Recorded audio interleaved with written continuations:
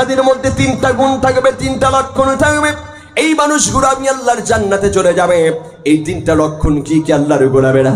আল্লাহ তাআলা পবিত্র কালামুল্লাহ শরীফের মধ্যে বললেন, ইন্নাল্লাযীনা আমানু ওয়াল্লাযীনা হাজারু ওয়া জাহাদু ফী সাবিলিল্লাহ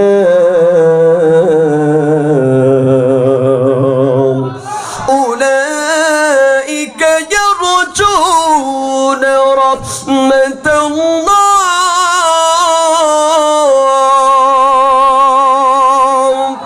আল্লাহু রাব্বুল আলামিন ডাক দিয়ে বলেছেন, বান্দা বান্দি শোনো না, এই জামানের মধ্যে যাদের ভিতরে তিনটা গুণ থাকবে, এই মানুষগুলো তিনটা গুণ নিয়ে যখন মৃত্যুবরণ করবে, আমি আল্লাহ তাআলা বলে দিলাম, উলাইকা ইয়ারজুনা রাহমাতাল্লাহ, এই মানুষগুলো মৃত্যুবরণ করার সঙ্গে সঙ্গে তাদেরকে আমি আল্লাহ তাআলা এমন করে জান্নাতের এমন একটা জান্নাতি পোশাক পরিধান করা, তাদেরকে রাপিট করে আমি আল্লাহ তাআলা তাদেরকে জান্নাতের উচ্চ বাগান দান করে দিব। জোরে বলি সুবহানাল্লাহ।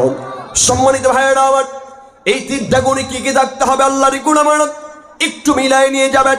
এক নম্বর আল্লাহ তাআলা বললেন, ইন্নাল্লাযীনা আমানু, ইন্না মানে নিশ্চয়ই, আমানু যারা ঈমান এনেছেন, কার প্রতি কথা বলেন? আর একটু জোরে বলুন, কার প্রতি? আল্লাহর প্রতি যারা ঈমান এনেছে, আল্লাহর গুণামান্য। আজ আল্লাহর প্রতি যারা ঈমান এনেছে, ওই মানুষদেরকে আল্লাহ তাআলা বললেন, আজ ঈমান টিকে রাখার জন্য আজ ফাঁসির কাছে আজকে ঝুলতে পারে, আজকে এই জাবের মধ্যে বাতিল শক্তির কাছে মাথা নত করবে না রে। কারণ আজকে এই মানুষগুলো বাংলার জমিনেও দেখা যায়, অনেক সাহাবায়ে কেরামদেরকেও দেখা গিয়েছে। কথা বলেন ঠিক কিনা? ঈমান এই জামানার মধ্যে তাদের ঈমানের প্রমাণ এমন ছিল, আল্লাহর গোলাম। কিছু কিছু মানুষদেরকে বলা হয়েছিল, মৃত্যুর দ্বার প্রান্তে দাঁড়িয়েও বলা হয়েছিল, তুমি আজকে কালেমা ছেড়ে দাও রে। সাহাবায়ে কেরামদেরকে বলেছিল, তোমরা আজকে কালেমা ছেড়ে দাও রে।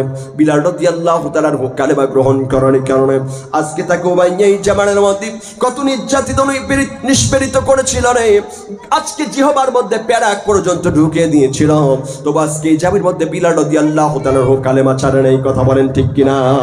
মুসাব বিন উমাইর রাদিয়াল্লাহু তাআলা আজ তাকে বলা হয়েছিল কালেমা ছেড়ে দাও।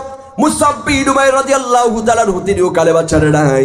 আজকে এই জামির মধ্যে আমরা আরেকজনের কথা শুনেছি, আল্লাহর গোলামেরা, যে আজকে বাংলার জমির একজন নক্ষত্র ছিল, আমাদের পাবনার জামিনের কথা বলেন ঠিক কিনা? মাওলানা মতিউর রহমান নিজামী সাহেবকে বলা হয়েছিল, তুমি আজকে জীবন ভিক্ষা চাও, কিন্তু মাওলানা মতিউর রহমান নিজামী সাহেব আজ মৃত্যুর দ্বার প্রান্তে দাঁড়িয়ে জীবন ভিক্ষা চায় নাই। কারণ জীবন ভিক্ষা দেওয়ার মতো কোনো মানুষ কোনো ইখতিয়ার রাখে না। কথা বলেন ঠিক কিনা? জীবন ভিক্ষা দেওয়ার মালিক একমাত্র আল্লাহ তাআলা। আজকে মতিউর রহমান নিজামী সাহেব আজকে এই জামানার মধ্যে কারোর কাছে আজকে মাথা নত করে নাই, একমাত্র আল্লাহর কাছে মাথা নত করেছে। কথা বলেন ঠিক কিনা? আল্লাহর গোলামেরা, এর জন্য আল্লাহ রাব্বুল আলামিন ডাক দিয়ে বললেন, ইন্নাল্লাযীনা আমানু, তাদের এক নাম্বার পরিচয় হবে তারা হলো ঈমানদার। দুই নম্বরে বলেন ওয়াল্লাযীনা হাজারু, এই ঈমান টিকে রাখার জন্য আল্লাহর গোলাম আজ তাদেরকে এই জামানার মধ্যে হিজরত করতে হবে। আজ তার বাড়ি ঘর ছেড়ে আজকে হিজরত করতে হবে।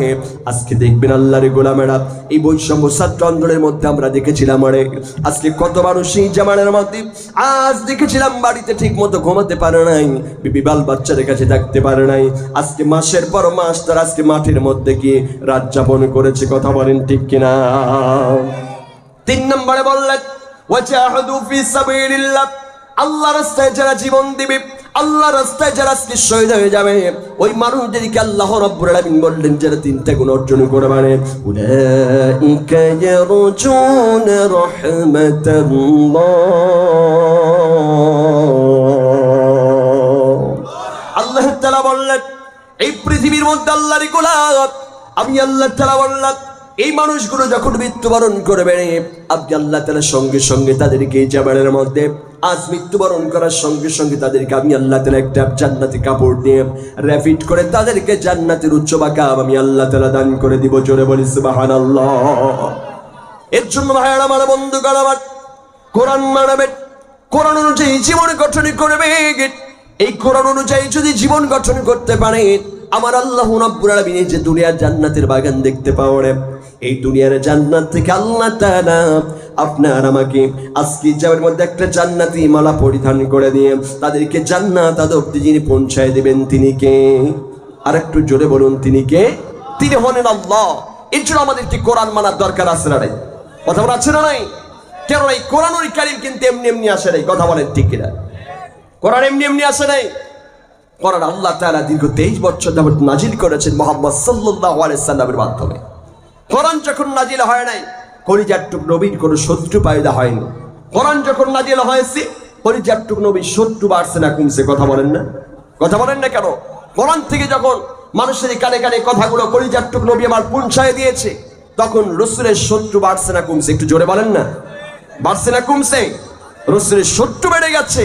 আমার এটুকুও দেখেছে আল্লাহর গোলামেরা, কলিজার টুক নবী যখন কোরআন থেকে তাফসীর করত, কালেমার দাওয়াত যখন মানুষের কানে কানে পৌঁছাত, আজকে রাসূলকে আজকে এই জামানার মধ্যে অনেক অপমানিত লাঞ্ছিত হতে হয়েছে, কথা বলেন ঠিক কিনা মুসলমান? আজকে আমরা সেটাই জানি।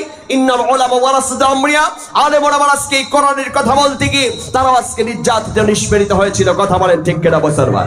এর থেকেই বোঝা যাবে কোনটা হক আর কোনটা বাতিল, কথা বলেন ঠিক কিনা? সম্মানিত ভাইরা আমার, আমি আপনি যদি জান্নাতে যেতে চাই তাহলে কোরআন মানতে হবে।